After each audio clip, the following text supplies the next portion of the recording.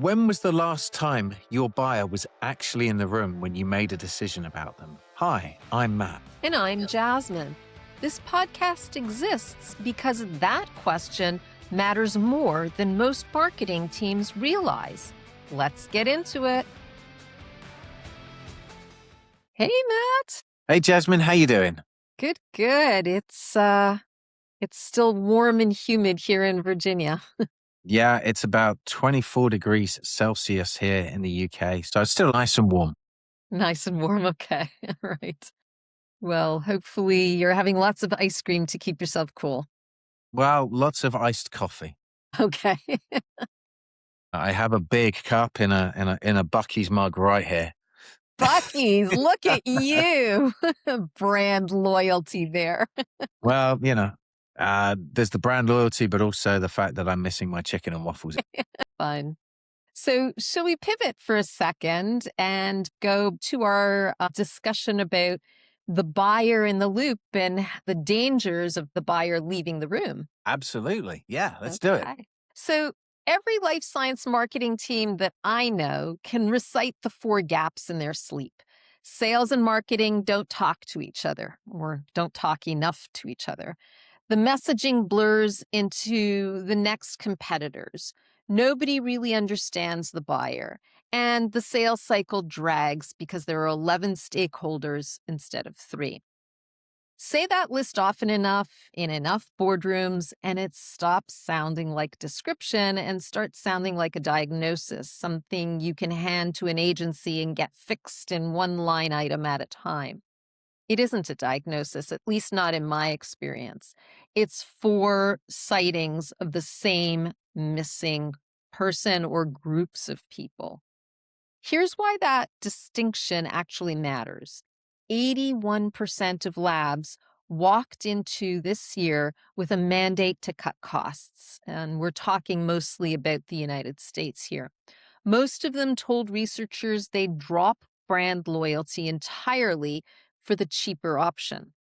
At the same time, 67% of B2B buyers now say they'd rather research and decide without a rep anywhere near the process. Put those 2 facts next to each other, and you get an uncomfortable result.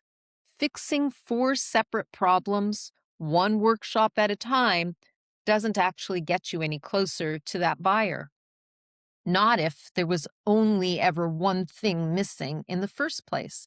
And every consultancy deck in this industry has spent years treating the symptoms as 4 unrelated diseases, so to speak. So you, Matt, have spent some time pulling that 4-gap consensus apart and did it in about 1 sentence. Before I let you defend that sentence, I want to understand where it actually came from, because this isn't the kind of claim you arrive at from a trend report. So, yeah, tell us the story behind the story, Matt. It started as recognizing a pattern. Client calls weeks into an engagement and somebody in the team saying apologetically that the persona deck is in a folder somewhere, can't find it. They can't locate where the voice of customer research is. Let me go and look at what the CRM tells us about those latest X number of calls we've had. They know the hard statistics, but what they seem to forget so often is what the buyer's actually saying. And there's just no consensus around that. And that's where I feel it's really sad that organizations have all of this information and yet they seem to forget about it. They seem to forget buyer. So where are the actually decisions happening instead, if not with that persona in the room or that buyer in the loop? So they happen when you've got the internal briefing meetings, you've got those editing sessions where somebody decides that because they personally want it to say something or they personally feel this is important, that's what has to go in. Nobody in any of those rooms actually is speaking to the buyer and asking their opinion. They're not actually trying to understand who they're actually writing or creating for. What they're actually doing is they're saying, hey, we've got this technology. How do we do this? We got this technology. How do we make it sound cool? And there's a big delta between those 2 positions. And one of the things that you look at all of those 4 gaps that you highlighted earlier is that to me, they're symptoms of the same disease. They're not individual diseases to be treated whack-a-mole one at a time. They have a consistent root cause. And that root cause is the fact that the buyer is no longer in the loop of those conversations. They're not being asked. They're not involved in making decisions about the things that we then want to sell to them, whether that's messaging, whether that's product or service. So, if we could have a little bit of a window into how you think, how many times did you sit through that same call before you connected it to a bigger pattern? Quite a few. I think it's almost every engagement I've had over the last 10, 15 years. I noticed that the buyer just disappears from the room. Even back when I was working in PR and marketing and delivering inbound marketing programs for an electronics company, we would talk about how things would sound better because the engineers wanted it to say certain things, not because that was what the customers needed to hear. I don't think it's ever changed. I think we've always had this internal locus of focus, if you will. We focus internally as an organization. We're more worried about getting things through an approval process than we are about getting things that actually matter to the customer. And I think that's why Steve Jobs was such a genius, because of the way that he positioned things in customer language and he focused on products that customers would love rather than necessarily looking at, here's this great technology, how do we sell it? Right. So I love this locus of focus phrasing. Can you walk me through the actual mechanics here? Because one root cause is a big claim to make about four problems that show up in completely different departments with completely different symptoms. Take any one of those four and pull on the thread far enough. Sales and marketing misalignment, generic messaging, weak buyer understanding, sales cycles that drag. If you look at each one of them, each one looks like a distinct operational failure. But if you follow any of those back to where they actually originate, you land in the same place every time. It's the fact that we don't have consistent understanding of the buyer. The people that we're actually trying to serve aren't in the room. So we're not asking them those questions. And even if we've asked them the questions, we're forgetting what they've told us. So they are physically absent when those decisions are being made. So here's the part that I find confusing. I've also lost count how many times I've heard the CEO of the company I've worked for or the company that I'm working with as a consultant say, we are customer centric and we are customer focused. And yet there is this clear absence of the customer, the buyer in every decision they make. How do you reconcile those two? Some of that is just performative language. Maybe we are just saying that we're customer focused because we want to be and because that's what we're told we should be without really looking at how organizations operate. I really believe that it is a desire and a want and belief that they are. It's just that the internal processes pull against that. If your approval process never includes a step where you're asking the buyer, or if you're only asking the buyer intermittently, and if you're maybe being selective about which buyers you ask and how you maybe listen to that information that you get back and you filter it through your lens, not an unbiased lens, of course, you're never really listening to the answers the customers are giving you because what you're really doing is playing lip service to customer centricity and you're playing up to organizational centricity. How do I make sure that I'm able to meet my targets, that I'm set as my KPIs by getting certain things through because actually I'm not really measured on the end goal of what it means to the customer. I'm too far away. So let's look at a more concrete example. When a company hires an agency specifically to fix what they call messaging sameness, what's actually happening there in your view? Well, they're treating a symptom, and sometimes that symptom genuinely improves. I'm not saying at all that the agencies don't do a great job. They do. The problem is that you get a new tagline, sharper visuals, those workshops where everybody leaves feeling aligned. The problem is that 18 months later, 2 years later, the exact same complaint starts surfacing again and again. Because while you fixed the symptom for that one thing, haven't kept that piece of work, you haven't changed the organization, you haven't reoriented the organization around what the customer really needs. What you've done is you've actually asked an agency to go in and be the surrogate for the customer to do all of that work and build something that performs. And of course, the agency will want to make a great impact. And the way they do that is by having great results with the customers. But then once that engagement has ended, things drift back to the norm. So tell me a little bit more what you mean by reorienting the organization. I think it's worth naming something that I believe exists, which is this force called organizational gravity. Every decision, every approval isn't just influenced by what the customer says. It's influenced by what our peers in the organization say. And if you're working through any project, there are specific time points where the customer is involved and we're asking questions. And maybe every few stage gates we go back to a customer. But in between, we never talk to them. Their insight is never brought back into those projects. And in the middle, all we're doing is we're listening to our peers and we're listening to that organizational, institutional learnings, the things that we've always done in the past, rather than actually, where is the customer right now? And so there are groups across the business, often sales, parts of marketing, that are very focused on the customer. And they get frustrated because the organization isn't pulling in the direction that the customers are trying to pull them in. There's always this back and forth between what's best for the customer and what's best for the organization.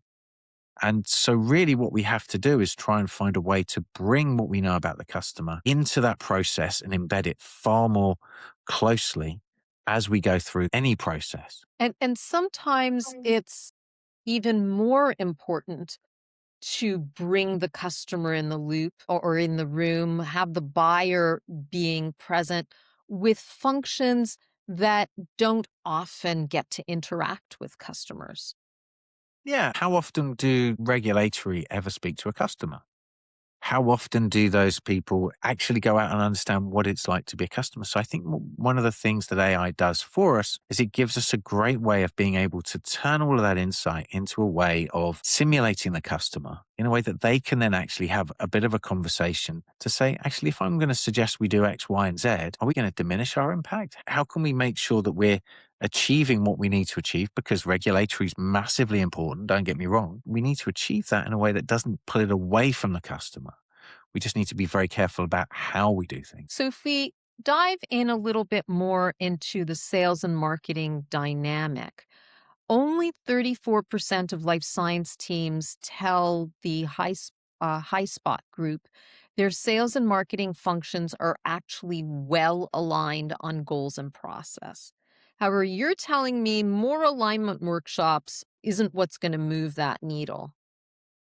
No, they might move things temporarily, but the two functions were never really that misaligned with each other anyway. Yes, one's maybe measured on the number of marketing qualified leads generated, and the other is measured on sales, and there may be some short-term versus long-term thinking. And there are elements of misalignment, but generally they're pointing in the same direction. The way they're measured is maybe a little bit off, but they're both independently misaligned with a buyer who's no longer in the building. In sales, arguably, they get to know individual buyers really, really well, and they don't get to see across the whole spectrum of them. They might get to see the customers they're looking after. Marketing, on the other hand, don't get the deep insight that sales have, but they get a broader experience across all of the input. At the same time, we're not singing from the same hymn sheet, if you will. Those two parts of the organization are working in silos, and what brings them together is a common understanding of the customer. And I think that's the bit that's really missing. So let's dial in a little bit more here. I think this is what most experienced marketers will say the moment they hear buyer presence. It sounds like a persona with better branding. Every company in this space already has personas, already has voice of customer research, already has a segmentation deck somewhere, already has competitor analysis information, and so on. You're telling them to build a fancier version of something they already have and calling the underlying problem solved. Entirely no. I'm saying there is a way of building something that brings all of that together and brings it alive.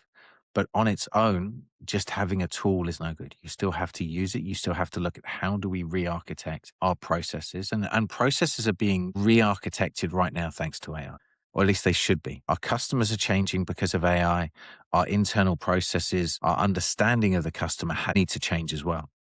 And while we're re-engineering our sales and market, our whole commercial function to be able to adopt AI in a way that is more efficient and takes advantage of AI, we really should be making sure that one of the key parts that we're doing is using AI to really help us better understand our customers. And if we can re-architect the functions around the customer and what AI can do to help us understand the customer, then we're in a much stronger place. So we have So, to reorg around the customer rather than just, hey, here's a tool bolted on, use it when you're doing X, Y, and Z. There's a little bit of process redesign here as well that I think we need to really consider. When do we ask the customer for help?